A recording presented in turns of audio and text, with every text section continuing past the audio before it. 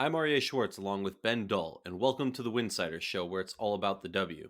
WNBA free agency is in full swing, and we're here to break down all the moves that each team has made.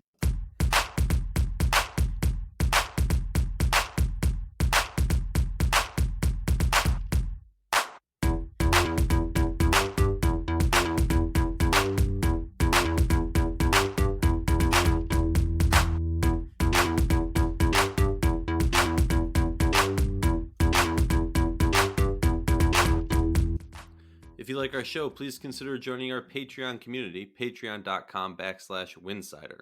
For less than a cup of coffee a month, you can directly show support for the hard work we do covering the W. And don't forget to see our amazing staff's written content over at winsidr.com.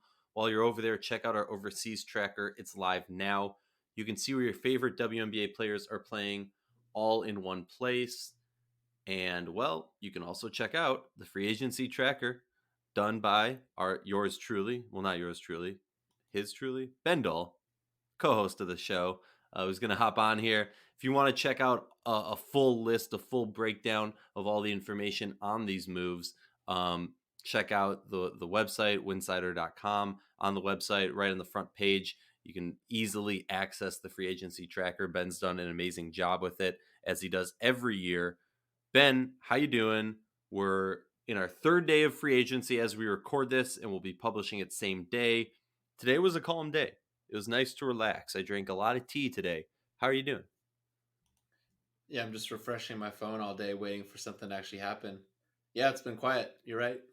Oh, It's today was so annoying. I mean, I know we talked about this before the episode. I have all of my notifications set to all the different WNBA teams just in case they put something out there, and got really sick and tired of getting it's a great day. What is it? Today's National Girls and Women in Sports or something like that. Love the sentiment, love the idea. Really frustrating to have my phone going buzz every 5 seconds for each team retweeting each other for sending out essentially the same message. So, yeah. hey man, that's your problem. If you're gonna turn the notifications on and expect someone to talk only post about one thing, right? That's like if that's like people would be in Rachel's mention with that stuff, right? Oh, this isn't a signing or whatever. Hey, you can use a social media account for more than one thing. Hey, and as it normally is, something that I'm annoyed about is my own fault. So you're wise, you're right. Let's talk WNBA free agency. I think we got to start with one of the teams that has been the most active from the negotiation period to the point of signings. The team that has had their name in the headlines the most, my hometown team, the Minnesota Lynx. We spoke on the last episode while we were recording. News broke of now I'm blanking on the name. Kayla McBride, excuse me, McBuckets. Kayla McBride signing with the Minnesota Lynx. We spoke about that. Another move that has been announced since then officially is Natalie Achanwa starting the team. I have some thoughts on this. I know you have some thoughts on this. I'll pass it over to you. Give me your initial thoughts to this signing. Yeah, I've been thinking about this one more today. Naturally, with more time, I was obviously anticipating wanted at least anticipate some time to react to something today. So I haven't been filling that time looking at Minnesota quite a bit, and their team. The situation for the team is interesting too, which we're going to get to. So for Achanwa, the price at first was a little surprising, starting a little over like 164,000. It's a protected contract for 3 years. So at that price, to be honest, it was surprising at first. I wondered if it was a little much. And as I've chewed on it a little bit, one thing I've thought about is one, Achan was a good player, and there are things you can really identify that are going to really help the Lynx. And also putting it into context with their roster and what it looks like. If you're looking at this year, Sylvia Fowles basically making an old max, I guess you can call it, with an extension from the old CBA, you would say is on a bargain deal, as is Demiris Dantas, at least a little bit, with her contract extension, and Dantas also going into 2022 as well. So starting to think about that more, if you're really lumping Achanwa in with those two players and think of that as a three-headed front court kind of approach, and obviously Nafisa Collier can be in there too, play some three, play some four, maybe even some five, obviously. But starting to think about it more like that, I can understand it. Extending into the third year, I think you do have to wonder what that's going to look like. Even next year, what is Sylvia Fowles' next contract going to look like? But at the end of the day, you've got Crystal Dangerfield, 3 more years on her rookie scale. Nafisa Collier, 2 more seasons as really 2 year core players. So initially, maybe a little bit of sticker shock, but this isn't a Chanwa at 35, towards the end of her career. So I do kind of wonder like how much playing time is going to be there, and maybe there's maybe things get tight for them financially, but all things considered, I think I can understand it a little more as I've sat on it for a while.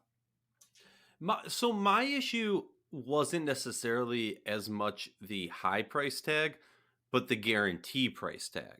And I like the fit. I think it's a good fit. There was a quote that came out that I almost take slanderous. That from the press conference of the news release that either I think either Reeves said this or someone said this to the effect of I actually let me pull up the exact quote because I don't want to butcher this. But essentially it said it compared Natalie Achanwa to let me give the exact quote. Cheryl Reeve and this is from Curtis. Everyone knows Curtis does some great stuff with Across the Timeline. Curtis tweeted that Cheryl Reeve likened Natalie Achanwa to Taj McWilliams Franklin in terms of her leadership and willingness to be part of the play but not need to be the focus of the play. Pretty high praise. I hear where it's going with that. I just don't want to give her, a comparison to a WNBA legend, but I do like the fit. So I don't want to knock it to that regard. Am I crazy for thinking that this shouldn't be a fully guaranteed contract? Yeah, so part of the other thing I thought about too, and we're going to talk about Indiana later. We'll see, or maybe we won't. How much you're going to find out? Can you find out about this stuff in terms of who else was vying for a player? What were the competing offers? I would guess there's at least a pretty good chance Indiana would have been competing with this.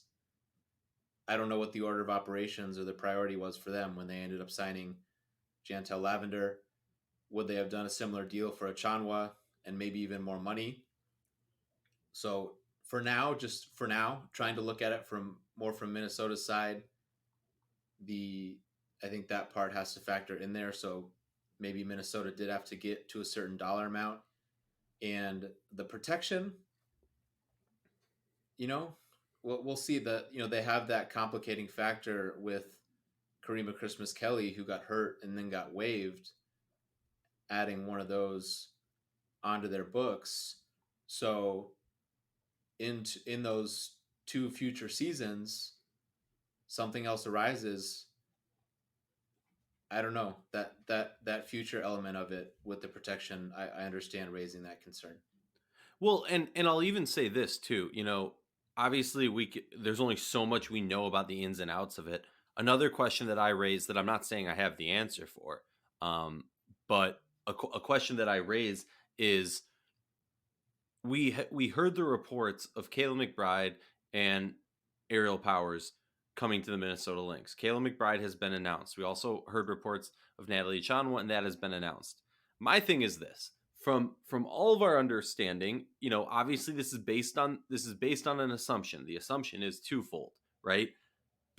Well, the assumption isn't based on twofold so much because Ariel Powers tweeted referencing, hey, Minnesota, let's get another championship, something to that regard. So, she's acknowledged that the reports are true. My thing is, if I'm looking at the list of importance of getting it done quicker, I gotta say, or like just importance to this team for the next season and the next season, I gotta think that it goes, you can argue with me, Powers, McBride, number one, number two, and flip that around as much as you want. I don't think there's an argument, a sane argument, to be made that Natalie Chan was more important to this team than Aerial Powers or Kayla McBride. So another question that I want to raise that I don't think we necessarily have the answer to. I want your insight on it though. Why Achanwa signs first? Now the second assumption we're working on with this is that means that Powers has not signed because her contract is also going to be guaranteed, and they will need to move a guaranteed contract to do this.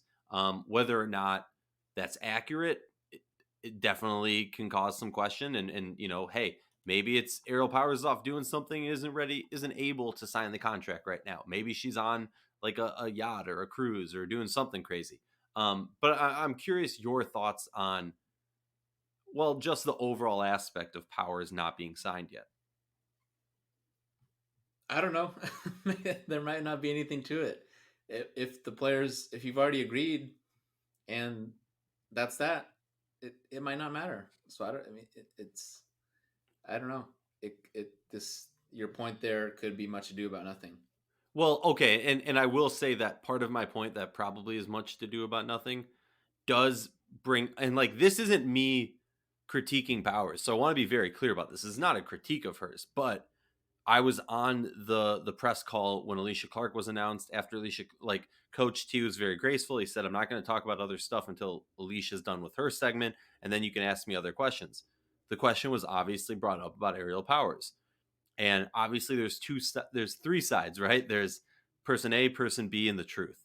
Um, According to Coach T, who in this case would be person A, he felt that they had a verbal agreement, but there were some finer details to be knocked out. And then, for certain reasons that he did not express, Powers backed out of the deal and explored other options. And because of that, Coach T then said, all right, well, if she's not as committed, then we're going to go with someone who is more committed. So for me, I guess if you were the GM, would that cause, I mean, obviously you're the GM, you're working with a lot more knowledge, but I guess that's where it's coming from of this is a player who, reportedly verbaled to one team and then switched. So if I'm Minnesota, should there be a little bit of fear of that happening again to you? Again, if those. So yeah, I understand you bringing that up next. I don't know if the. I don't know if it's really fair to Powers to bring that up. I had talked a little bit about Tebow's remarks on my show, and just I understand why he would bring it up, and even if he was upset, but a verbal agreement's a verbal agreement, and it's not a signed contract. And the order of all this happening, did Minnesota come on late? Did they suddenly up their offer? Hey, it's if you want to be upset about something like that, is there maybe a moral code to it? But you can't, like, that can only go so far. A player's a free agent until they sign a contract. So I don't know.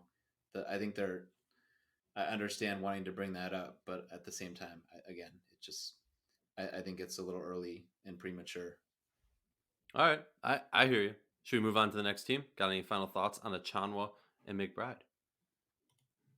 Yeah, well, Minnesota with their protected contracts, Richard Cohen was the person I saw bring this up. So having Karima Christmas Kelly's cap hit, and even though she tore her Achilles and got waived, now Minnesota has to, you kind of alluded to it, right? That they might have to do something here, because you would assume that Powers would kind of expect one of those protected slots. And to read what Richard had said here, that they would need to trade someone. Well, yeah, basically saying that they would need to trade someone away. So you've got, if you can have 6 of those slots, you've got Christmas Kelly, which obviously can't change. That's one of them. Fouls. You're not expecting that to change. Dantas, Achanwa, McBride, that brings you to 5. And then you've got Odyssey Sims. And it's hard not to think, again, if Powers is getting a protected slot, which you would expect, uh, you wonder if Sims is someone that's maybe getting shopped around right now. Yeah. And the question then becomes who would be interested. She is unrestricted free agent next year, but you'd be paying $119,000 for her this season. She still has more gas left in the tank. For me, looking at this roster, obviously, if you're the Lynx in a perfect world, you would love to keep her as a bench player, right?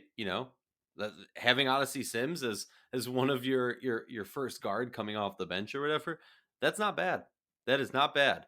But like you said, with the moves that they've clearly, or the reported moves that they've clearly been interested in making, it is definitely a signal that maybe there just isn't space for Sims and that they value certain players higher than her for the near future. I think it's going to be interesting. I mean, obviously, if it's a trade, then you have to think that who would want a person of her stature, of her position ability, and then who would they or what would they be getting in return is kind of the question on my mind. Of I mean, if you let's put on our GM caps. I'll go first. If I'm trading Odyssey Sims, I think I would prefer to get a draft pick at this point. Draft pick or two. You look at the makeup of this roster and it's kind of filled, and that's assuming that Temi's not coming over this season and Chechi's and Lasini's not coming over this season. So for me, looking at that, this obviously, look, you want to go into training camp with the most built roster you can and make people battle it out, and see who makes the final roster and get the best players possible. Like, pull the Greg Bibb, just collect as much as you can, and then when it gets to the point where you have to release some, you release some. But at that point, you can only already have a better understanding, hopefully. If you were GM, would you be wanting to get draft picks for Sims, or are you wanting to get a player who can produce? Well, the Lynx already have plenty of players, and I think my guess from the outside here would be that it might also be pretty tough for Minnesota because on balance, Odyssey's a good player, but people are going to know that why Minnesota might have to do this. So that would put a potential trade partner kind of with the upper hand here because this is something, again, if Powers is getting a protected contract, this would be the logical thing to bring up. So Minnesota just has to get it done, right? If you're waiting to get Powers signed on that contract. So I don't think it even matters. It just has to be a salary that you could waive, possibly a pick. I don't know if they can even necessarily be of the mind that we have to get someone back that's going to help us because they're not in the position of strength here. Yeah, I agree. Well, I guess for And once, and Ben should and I have the same idea. so do you have a team that stands out?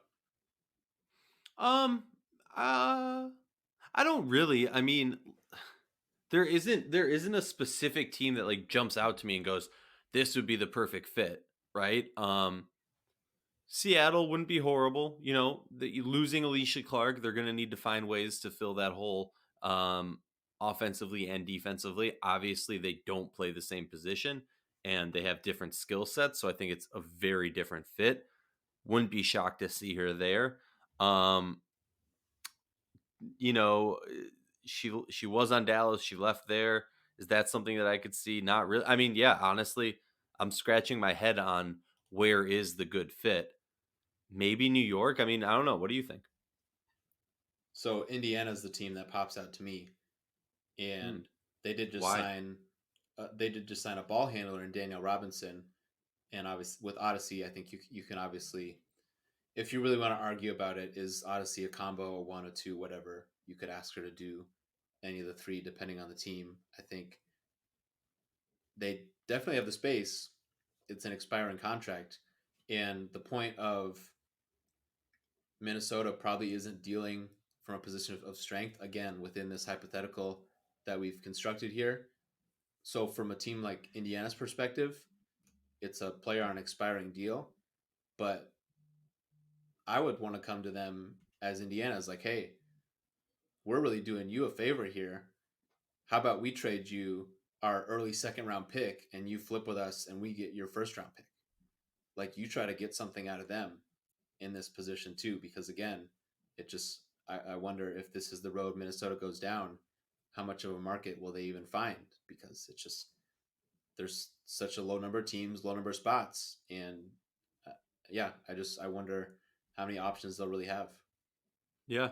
I guess because of the Daniel Robinson signing, I that wasn't an initial thought of mine. But thinking it over, yeah, I mean, you look at their guard position, and guard positions. You've sold me. You've sold you, Ben. If I ever own a WNBA team, I might give you a job. Might give you a job. Let's talk about Las Vegas Aces. Um, News broke officially. Dearica Hamby signed an extension through the 2022 season, and they signed one of the biggest names in free agency, Chelsea Gray. And while the news broke, a little mini doc broke from who was it by actually? The Athletic? No, Uninterrupted. Uninterrupted. Did a little short mini doc of her and how when she was a free agent last season, um, she went down to Vegas. They brought her down. She interviewed with the team to take interviews, and ended up going back to LA, but now ends up signing, which is a nice full circle. Not gonna lie, the whole time I was watching it, I kind of was like, is this collusion? Is it not collusion? What is it? Um, it just fit too well that they did that doc and it worked out. But something that was really interesting is there was a scene there where uh, Allison Gaylor, Chelsea Gray's agent, and Chelsea Gray and Chelsea's wife were all sitting around the table talking about the new CBA because this was right around when the new CBA came out. And they were basically pinpointing the key points in it that would affect her. And one of the things they said was basically like, you got to go back to, like, essentially you're going to lose out money if you don't go back to LA for a year at least. But either way, you only want to sign a 1 year contract so you have more freedom next year and you can get more money. I think this is a huge signing. I think she fits this team better than Kayla McBride. And honestly, the last few seasons, as the Aces brought on Liz, as the Aces brought on Angel McCautry, this has got to be, and obviously it's easier to say this now that they have all those players, but this is the first time that I've legitimately looked at this team and said, wow, if I'm anybody else in this league, I'm scared. What are your thoughts of these moves by the Las Vegas Aces? Well, going back to the little documentary thing, even when it was just the trailer, yeah, it was funny to see that queued up. But no, there's nothing wrong with it. Even back then, Chelsea was a restricted free agent, so it was well within her rights to go visit with another team. Obviously, because if you're restricted, you could even sign an offer sheet with that team. So, I mean, there's no problem with it. Ben, I'm trying to get some exciting collusion talk here, but fine, you just knocked it out of the water. Fine. Well, I mean, I mean, if we're gonna like point to it on the NBA side, I mean, the jokes can be funny sometimes, but it's also like this year where the Bucks had a draft pick taken from them, which is just like okay. But on the Aces here with getting Chelsea Gray, I mean, on one hand, Kayla McBride maybe was just ready for a change anyways. Again, what each party is thinking with all this is always interesting to find out what you can and to notice when stuff like that does trickle out. But I mean, with getting Chelsea, it's someone that can have the ball when the clock's going down and to do something for you. And especially with the position that the Aces are in, Kelsey Plum's coming off a major injury, and Angel McCautry is already they're really guarding her minutes very closely already, and going to be a free agent next year. So what's her future going to be? So that Chelsea's just her standing within the league has already been established, but what she can do specifically is just so valuable. So for the Aces to have that to add to what they already have is really important, and they couldn't have passed on that opportunity. So yeah, I Well, don't have I do. Can I just add to that real quick? When it yeah comes to Angel McCautry, I do agree that they have been protecting. I mean, it's not like an I agree. It's like obvious they've been protecting your minutes.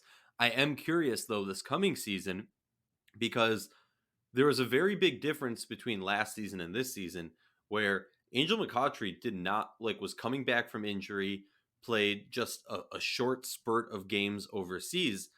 Right now, she's playing a full season overseas. So in my mind, actually wait, is she? I gotta check.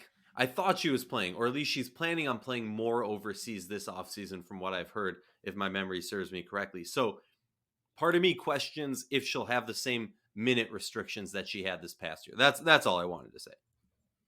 Yeah, that's fair. Maybe in one sense it does improve, but then they're improve, but they're also gonna. Well, you're possibly going to be back to also having actual travel again Hmm. as a factor in there too. So we'll see. But yeah, I don't. For now, for the Aces, it's just they're going to be right up there, and the interesting part will obviously be once seeing them actually on the court and how it starts to come together. The Hamby part too, to touch on that again, obviously not really much to question there. You do it if you can to have another year locked up. That just helps you overall, sell to other players, to even just to your own team, as you are. I think Dan Padover actually talked about that on that live chat with Doug Feinberg when the GMs were on there, about you have to continuously recruit your own players, which he said he felt was maybe an underrated aspect of this. So if you get a chance to, you know, get that stuff done and out of the way ahead of time, that can help. Which maybe that'll even include an extension for Asia Wilson too, which would obviously be nice. Oh yeah, I mean the Aces are a scary team. It's going to be interesting to see what happens, with Jisoo Park. Is she coming over? Um, things like that. But with D Rob leaving, there's still some questions. Who's going to come over? Regarding they still have some open spots on their roster, even if they're only going to play with 11 players, even 10 players. They still got some open spots. So it's gonna. I'm curious to see what they do in the guard position. In that bench role. Obviously, they have Jackie Young, who really flourished last year, but the makeup of this team, I think there's still some question marks. But I tweeted out earlier today asking for WNBA fans to talk to me, tell me your power rankings as of now, as of all the moves that have happened, and it was pretty interesting. I mean, this isn't the first time in the last few years that the Aces have been on top of the way too early power rankings. Would you consider them being a top team in your power ranking, Ben? Because I noticed you either chose to ignore my tweet or you just didn't see it. Yeah, that was totally on purpose. Uh, I don't know if I just had to pick one, because we don't. I don't know what the close to final version of Washington is. I mean, you had mentioned there's some stuff with Vegas. I mean, I think they're mostly done. They're gonna, unless there's some kind of trade that they're cooking up, but they got their first round pick, and then either Lindsey Allen or they sign somebody. To me, Yeah. so, and the Washington stuff, it seems, there's no reason to doubt it, right? Mike Tebow had said he expected Tina Charles to get taken care of soon, and Natasha Cloud can only negotiate with the Mystics, and there's no reason to poke a hole there. So between those two teams, right now for me, if Liz Cambage is also signed, if the Aces have everybody and they actually get a runway to actually play together, I think I might have them as the favorite, and Washington at two. Wow, Washington at 2, something I won't do, but as everybody knows, I am the perennial Washington hater, as it were. So there's just something that irks me about this team that I'm never feel fully comfortable or confident. But hey, I'm a crazy guy. But You that's just that's you a just hate Pax. yes, that's what it is. One time he threw some popcorn at me in the media section, and I never forgave him. Um, or he made me whiff on a high five. Any final thoughts on the Aces? I mean, I feel like we've pounded that one out. Any final thoughts before we make a perfect segue to Pax's team, the Washington Mystics? Let's go for it. Washington Mystics have signed Alicia Clark and re-signed Latoya Pringle Sanders. Always like to give a shout out to her maiden name because I find it amazing. Um, Washington Mystics, I mean, a great move. In the presser that I spoke about earlier with Coach T, he talked about the amazingness of Alicia Clark. We've heard a lot about that publicly. Um, I like this fit a lot. My concern with the Alicia Clark fit is, and actually, you know what? Let's air out this grievance. I have a concern, and I obviously you don't share this concern as deeply as me. So I'm going to air my concern, and if you will, tell me why I'm wrong or why I'm overreacting. Here's what my concern is. Assuming they sign Tina, assuming they sign Emma, right? Assuming that Natasha Cloud comes back. The starting lineup looks like this: Natasha Cloud, Alicia Clark, Ariel Atkins, EDD, and some mixture of Latoya Sanders, Emma Mieseman, and Tina Charles. When Well, I look, or what? Heinz Allen, Or but Heinz I Allen, would excuse me. I would. Excuse me. It's just a guess, but I would guess it's going to be Tina Charles at least to start get that first Yeah. crack. Yeah. And honestly, I mean, Maisha Hines Allen, I think I will be the first to say I don't give her enough respect in the terms of when I'm analyzing this team, like talking in depthly about them. I don't always give her enough respect that add her to why I think this team is a scary team, because she is a scary, scary player. She will beat you. My concern is, while I'm a big fan of Natasha Cloud, and I always call her the orchestrator. She orchestrates their offense. My concern uh, looking at Clark, looking at Howard, at Cloud, and looking at Atkins. When I look at those three players in comparison to, the championship season, and I also think that a lot of people who are real hyped on this team view it through that championship season perspective, and like, oh, last year was a wash, the year before they won it, and all these players didn't play. This is a very, very different roster in my mind. Losing Christy Tolliver's playmaking ability is a big loss, as much as I hated on her or criticized some aspects of her game while she was with them. And also losing Powers, as it is reported as now, also really concerns me. So in my mind, I'm looking at the 1 through 3, the guards, and I'm saying to myself, hey, this is concerning for me because all three of them aren't exactly the type of player who truly creates their own shot, in my mind. Could be wrong. And so for me, and obviously you have EDD who's going to get double teams and she's going to be able to pass out of it, and I get that. But to me, it's just the playmaking ability, the individual playmaking ability of Tolliver and Powers leaves me for concern for this team to have the same offensive efficiency that a lot of people, I think, are kind of dubbing them to have.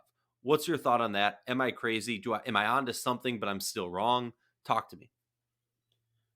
I think it's a natural thing to bring up, and going into the season, how much it's entirely subjective how much you think that's going to matter at the Mhm. end of the day, right? Because take what came to my mind as you were saying that, take the Aces as an example. What are people going to say about the Aces? Oh, they don't have enough shooting. Okay, and then what are people so and then what you said about the Mystics I think is a popular thing that'll come up.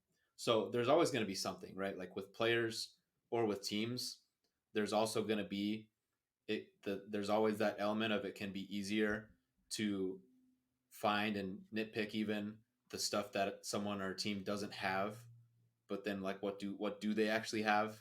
So like I think it's so that makes it funny to me to juxtapose them with the Aces. So yeah, and on one hand, when the clock winds down, if you think about it, you're gonna run you're gonna run Natasha Cloud pick and roll, throw the ball to Deladon, throw the ball to Misamin or Heinz Allen. You know, the chance that they play with three bigs, throw it inside to Tina Charles. I still think they're going to have plenty of stuff to do, especially with Deladon at going at full tilt, who is still a top 2 player, probably at minimum in the league if she's healthy. So at the end of the day, we'll have to see how much that matters. But yeah, I understand bringing it up, but I guess like to what point is that going to cost them? I think that's the thing to maybe more focus on. Is that going to keep them from making the semifinals if they're healthy? I don't think so. Hmm.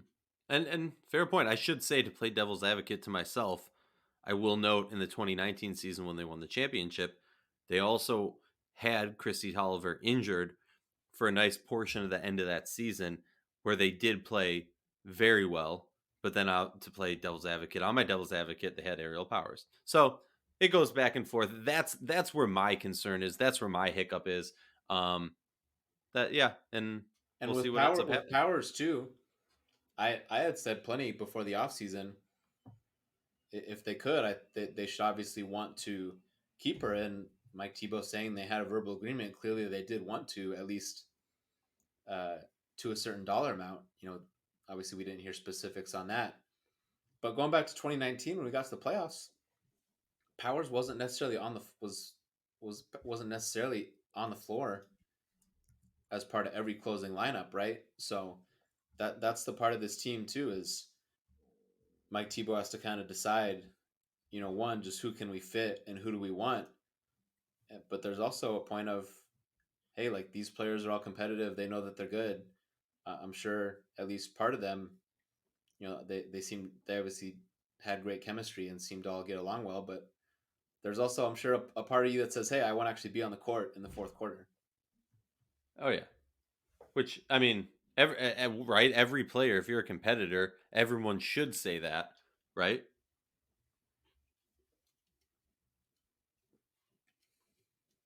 Well, all right. Let's move Oh, on. so yeah, sorry, Yeah. thought it was a rhetorical question. No, I mean it kind of was, but I I'm always I'm ignoring appreciate you an like I am acknowledgement. your ignoring you like I ignore your tweets. I know. No one. I don't get enough tweet likes. Follow me on Twitter, Winsidr RA at Winsidr RA. Shameless plug. Let's talk about the Atlanta Dream. All right. They have some exciting young talent. The news broke that Cheyenne Parker signed with them. I think it's a great fit. I'm curious your take. I know I have harped, and you too have harped on the concern of Atlanta's front court and too many of their front court players being of that same style of play, excelling in the same aspects and decelling in the same aspects as well. I'm curious to you, you know, there's Chicago did the old switcheroo with C Parker. Atlanta is the new team with a new C Parker. What does this do for the Atlanta Dream in your mind? They just got another good player in the front court with Cheyenne, and the the fit part of it. It I think they're gonna have some growing pains, or there just are gonna be some components of this that aren't perfect.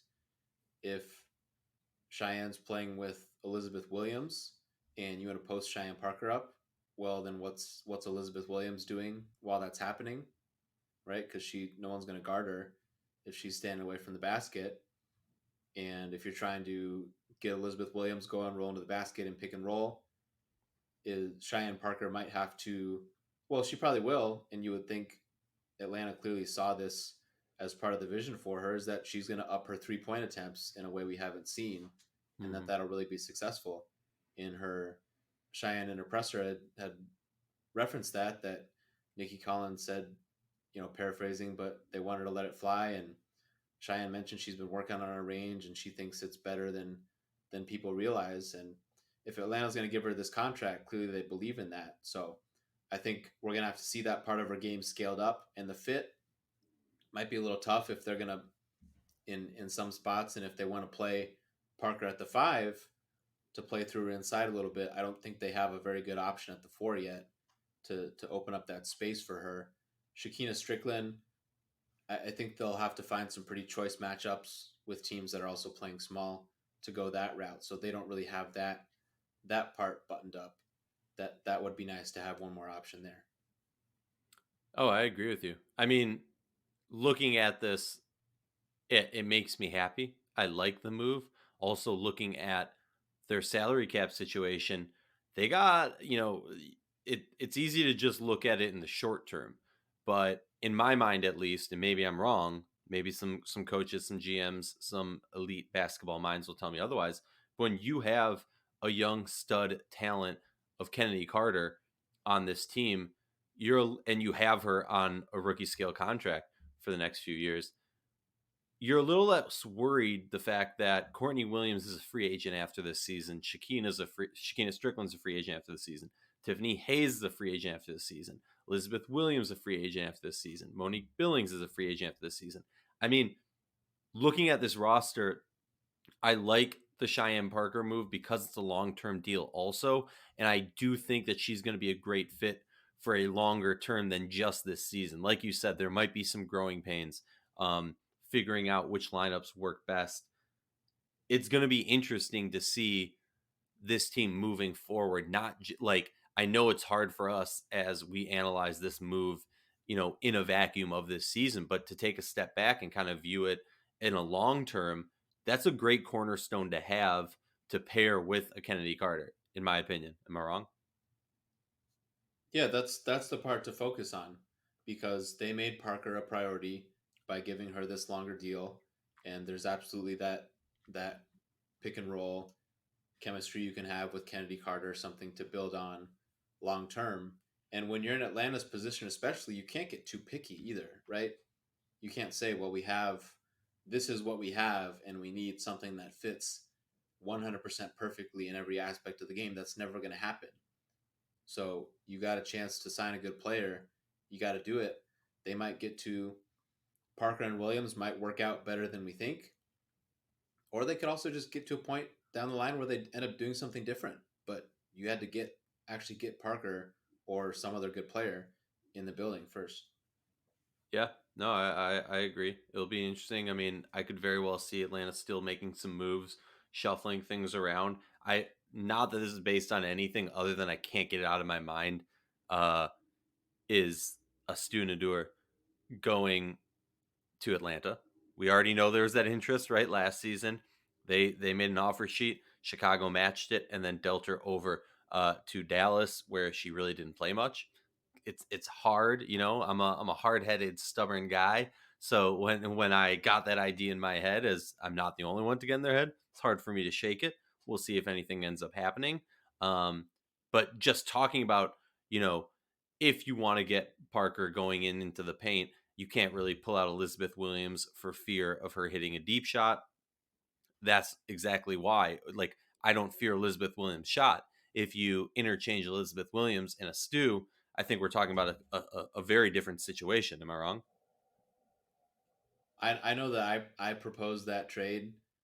Oh, Well, so and I gave it's your fault that it's like a song that I can't get out of no my head. no because I'm about to disagree with you. I know that I Ooh. proposed a version of a trade for those teams to consider, but now that they've signed Parker, I wouldn't want to do it for Atlanta. In in a vacuum for a smaller if it's a smaller contract, sure, I agree on the fit part of it, but 2 more years of a stew on a max contract, I don't think that should be appealing to Atlanta. I think you have to try other options. Tiana Hawkins is still a free agent. Can they get her for a 1 year deal to to be that stretch option for them off the bench? Now that they've got Parker, in a way, I think they kind of this ended up working out better for them, even though they initially did sign a Stu to that offer sheet. One or the other. I think you'd have universal agreement. You'd rather have Cheyenne if you had to pick between those two players, and you already laid out all the free agents they're going to have next year to also have that other max contract on your books. I don't know if you want to be married to an Stu Parker uh, partnership as opposed to just keeping your options open. Because we just talked about Minnesota, right? So I think next off season or just when this off season's over too, more generally with the league, we talked about the Minnesota protected contract situation. It's going to start to get interesting if teams are in positions where they're trying to get rid of a contract or they would just rather not have it. And the the options around the league for teams to easily take on those salaries, those aren't going to be there, right? Like if New Yeah. York goes and spends more of their money, who else even has cap space? Who can you just trade a contract to? Like Indiana, is that it? But they might. I mean, they might do more spending still too. So that like those options may go away, and I think that might be an important aspect that might get overlooked too. Is teams might have to. There might be something like that. This could be an example of something that you're really close on, and you might even like a lot of the merits of it. But I think for me, for that proposition, I think Atlanta would have to walk away Yeah, at you this got to think point. long term. So now you're the guy who hummed the tune, got it stuck in my head. I can't stop humming it, and you're already on to a new song. Um, They so didn't have thanks, Cheyenne man. Parker back then. Now they do. No, I hear you. I'm with it. Um, shall we move on to the Seattle Storm? Yeah. What's are you digging their 2021 grave already? They Eh, lost Alicia Clark. they lost Alicia Clark. They no longer have the most Israeli basketball players on one team, so I no longer can predict them to win it. No, look, I think Alicia Clark is going to be a huge loss for that team, right? In a similar sense to Elena Beard, in the sense that she was that lockdown defender and she had the flexibility to cover a wide span of styles of players. That can't be spoken about enough when you talk about Alicia Clark. And then, she is the prototype of the 3 and D, right? She can hit the three-point shot very well. We saw that throughout her career and this past season in their championship run. Heck, both their championship runs. For me, it's a question of they're not going to find one player who is going to match Alicia Clark on both sides of the ball. The question then becomes, okay, who can in my opinion, the defensive side of things is the most important. Who can we find who can kind of help us stop the bleeding, as it were, for our defense? Who can we find? You're not going to find there are not many shutdown defenders in this league, right? And Alicia Clark is one of those top tier defenders, so that's a big concern to me. It's all out there. Epiphany Prince has signed with the team. Great player, utmost respect for her. I think she holds the record for like most points ever scored in high school game with like 113, breaking Cheryl Miller's. I think we always need to give respect to that. Obviously, they're on opposite coasts. Um, the signing doesn't. I like it. Cool, great. It's a bench piece. I don't see her as a starter. So I just can't be too excited about it, right? I mean, if you're talking about still having Alicia Clark, or if we were talking about this team adding Ariel Powers or Kayla McBride or Benijah Laney to fill the Alicia Clark void, then this is a different story. But as it currently stands, yeah, I'm concerned for Seattle. If I'm a Seattle fan, I'm a little bit worried about them running it back.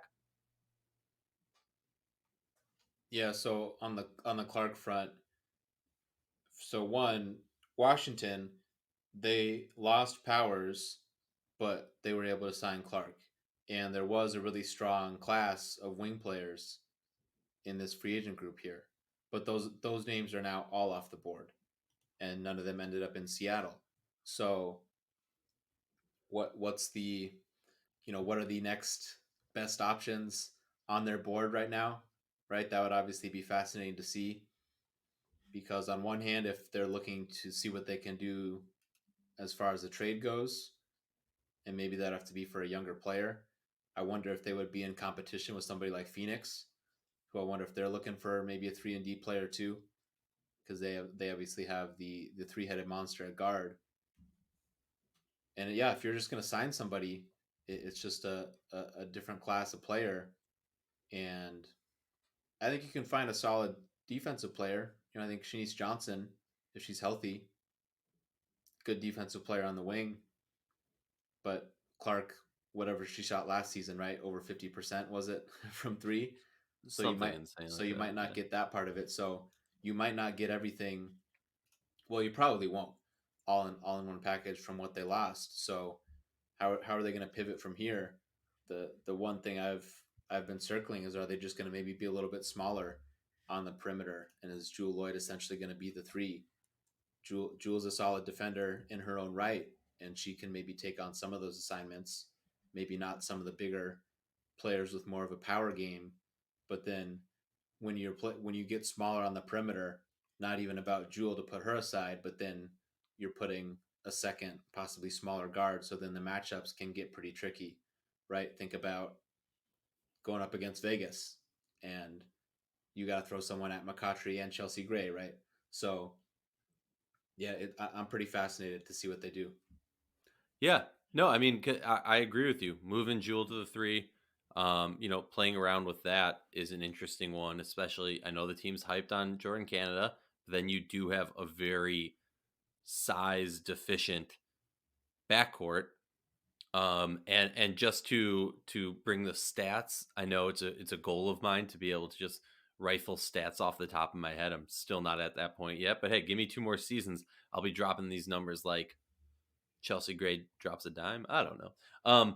But if you talk about the 2020 season for Alicia Clark, she shot 52.2% from three and 55.8% field goal percentage from the floor, which is just absurd. So yeah, that's concerning for the team, both ends. Offensively, I definitely agree with you. That's a definite concern. Any final thoughts on Epiphany Prince? Yeah, I was wondering what would happen with Prince if they were going to bring her back, and if they are going to go that route of being smaller on the perimeter, then keeping another guard around makes sense. You want someone else that can handle the ball, that can function, that can truly function as a combo, right? If she's with a bench unit and maybe, hey, we need you to bring the ball up for us more here, but oh hey, now you're in this lineup, you're playing with Sue Bird or Canada, so there is real value in that. And again, it's just wondering what else is going to happen, because they don't have Clark in there with this big salary, but wherever they end up, I'm sure they'll be, they'll be right up against the cap eventually. So we'll see with their first round pick. It's further down there, so I can understand an argument to, as an example, to sign Prince rather than just relying. Are you just relying on possibly drafting a guard late in the first round, and also Kitty Loxa if she comes over, and you're relying on I'm happy. I was really young gonna players? butcher her name. I was gonna butcher her name and ask you when you're gonna bring her up. There you go. Asked and answered. So J's and names are just too confusing for me. Um, so yeah, whatever. Yeah, and also, and the final thing, I Yeah. don't know. I don't know if Morgan Tuck is gonna factor in here now, Mm. because I wrote that Tuck seems to be the big winner, as backwards as that can sound to still talk about Seattle that way, but the biggest winner of them losing Clark. Are they maybe going to try to play Tuck at the three? I think I know that was something that Gary Kloppenberg, I think it was, when this had been brought up, had brought it up as a possibility for this season. And Tuck just seemed to be a little banged up and never really got in their rotation. So is that something they're going to try to do there? And there's another example of the trade off. Tuck has some size and she can shoot.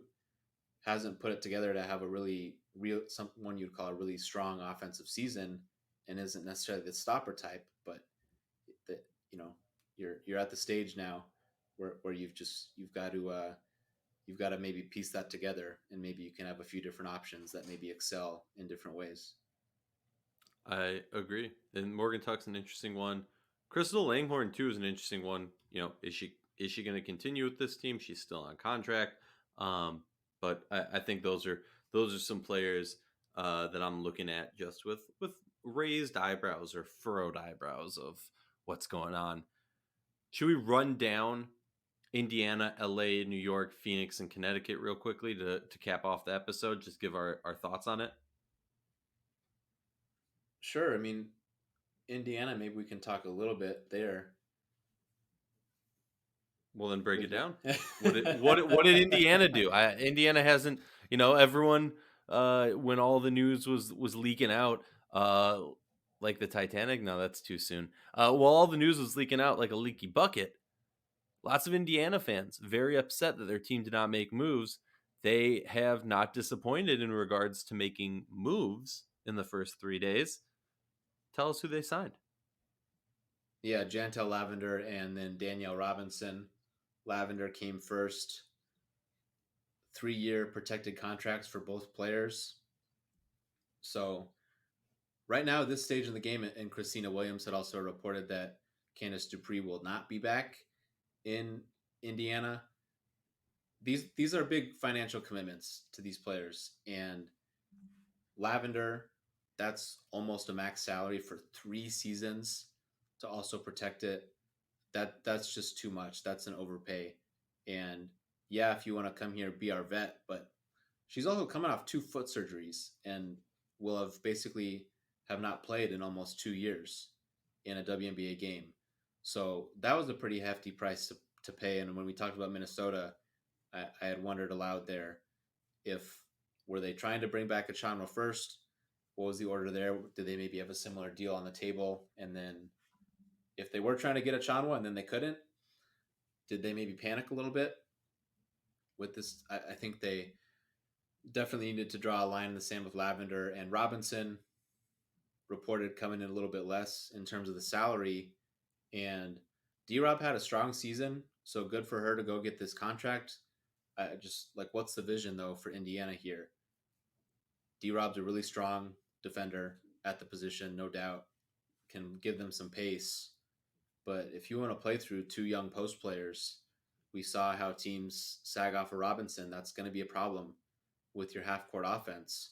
And also, are with the sitting on that number 4 pick, there's a pretty good chance they can select one of the top point guards in this class. So if they're going to do that too, okay, maybe you can still play both of them. It just, I think, I'm not really sure who they had to compete against with these 2 offers at this much, especially on Lavender. So I just think the 3rd year, especially, but also just the overall commitment. I think it was too much for where they're at.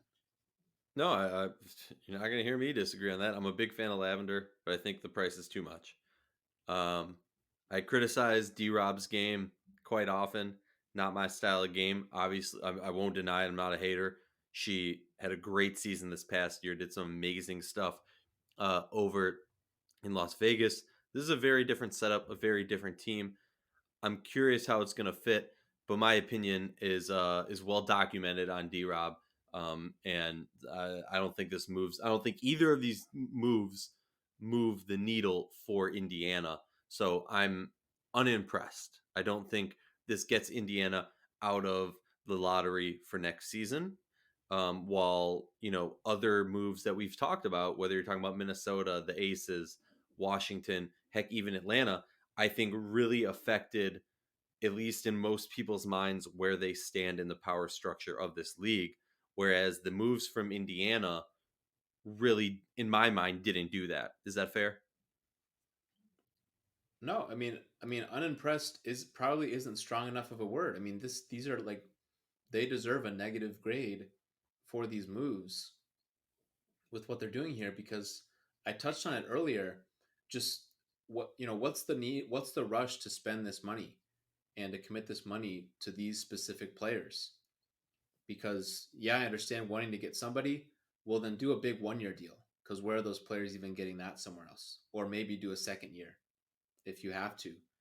But just to overextend yourself like this way out into the future with contracts you're probably gonna be stuck with, next year, who's to say you can't get someone you like more? Because again, where are you going anyways?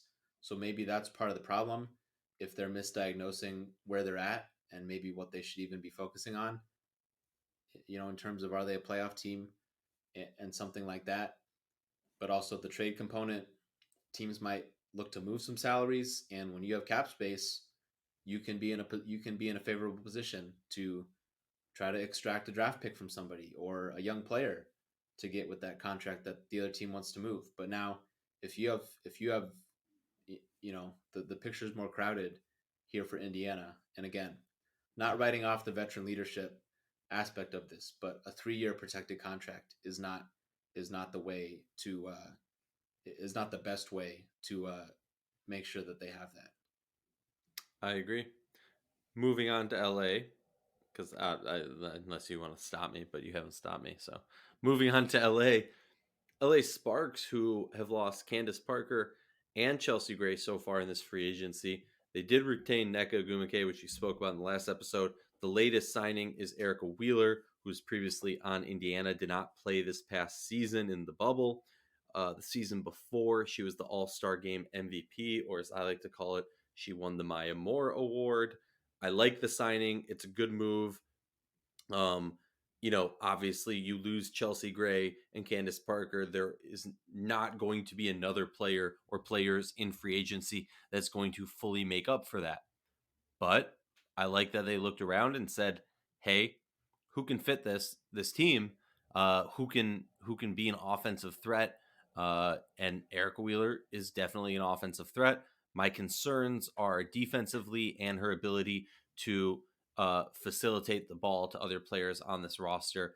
And when I think of Erica Wheeler, maybe the third, fourth thing when I think of her is passer. When I think of Chrissy Tolliver, maybe the third, fourth thing I think about her is passer. So my concern now becomes, while I do like the move, who's going to be running this offense and facilitating for the other players, for the Brittany Sykes, for the Neka Gumake, the Maria Vadiva, or the Shanays.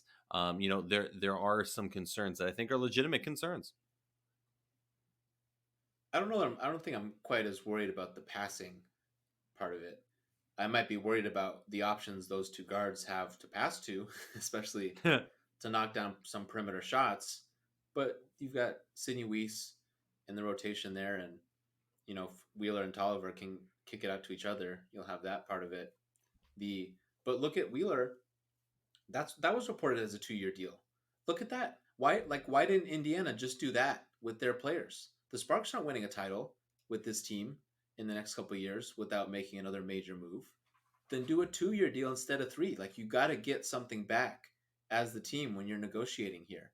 And it just Mm-hmm. so this doing these two back to back, and obviously Wheeler had last played with Indiana, but I just think that's such a perfect example where you got to get something from the team side out of these negotiations. Well, So, and I would say that, like, looking at the reported contracts, we're talking about 155 versus 180. I'm shelling out that extra. Like, I know I've hated on D Rob before, but I'm shelling out the extra, 25K, 30K to get Erica Wheeler as opposed to D Rob. Maybe that's crazy. That's my take. well, but I would counter right back if I were Wheeler at this point. I would. Wouldn't you rather be? Wouldn't you rather play with LA than Indiana at this point? Yeah. That seems to be a slightly more impressive overall situation. No, I agree with that. Moving on to New York. New York Liberty signed Benai Jelani. Great signing. One of the top wings in this free agency period. We talked about her at length. A great signing for this New York team. Some stability. She's a great two-way player. Stability is, when I think of Benai Jelani, stability is what I think of. And with everything we saw from New York, I like this move. I don't really have a complaint. I mean, I don't think there was going to be a team who signs Benai Jelani, and I'm going to sit here and complain about it. So, give me your thoughts before we move on to Phoenix. Yeah, I ranked Laney really high with the free agency rankings and even talking about wing targets for some of these teams, including the ones that are closer to contention. So I'm not going to balk at the price tag, and to take the Laney one in contrast to some of the contracts we're talking about. Laney's going to start. She's got some of her best basketball ahead of her, so that's a pretty important part of this. So for someone that maybe is a little more skeptical or even just would like to see a little bit more of Laney doing what she did last season, I understand if there are people that feel that way. But again, I I was already kind of expecting or thinking someone should give this kind of offer to Laney, and I certainly have no problem with New York doing it. Moving on to the Phoenix Mercury with the biggest shocker of free agency. They signed for a 2-year deal. Hopefully that means she will be playing for 2 more years. Diana Taurasi. No one's shocked by that. Some people tried to get the rumor buzz going, saying, "Oh, what about maybe we haven't heard any rumors about her because she's going to go join Sue Bird in Seattle." That's not happening. She is continuing her legacy in Phoenix. I mean, I don't. Do we need to comment on this, Ben? No, I don't. Yeah, I don't think there's a ton to say there. Now they've got their four big contracts. They've got a bunch of minimum players. Then they have the number 6 pick, and maybe Nia Coffey's back there. So just how do they fill out the rest here? Or as I brought up with the Seattle section, are they a team that's trying to make some moves? You would think if they at least are willing to push in their first round pick this year and maybe even their one next year, that there at least would be some options available to them. But they they do have some constraints now with the bigger salaries that they have. Yeah, and I will say the people I'm looking at is Jessica Breland or Kia Vaughn. Um, you know, Kia Vaughn had a great season, especially after Brittany Griner's departure of the bubble. Jessica Breland never got to suit up for them. So it's going to be interesting to me. I've kind of got my eyes on those two players. Two players. I mean, Breland's a player that I think a lot of people are super hyped on. The question is more so, which direction do we see this Phoenix team going in? I don't specifically think I'm going to see them signing both those players, but hey, I've been wrong before and I'll be wrong again. The Connecticut Sun signed Alyssa Thomas, even with knowledge of her injury. I think that was noteworthy. I think it's also noteworthy that the team decided that they're going to pay her, and they got her for 4 years at a very, very nice size contract. It's going to be interesting. Jonquel Jones becomes an unrestricted free agent after this season, and so does Breon January. So that's kind of where my head goes.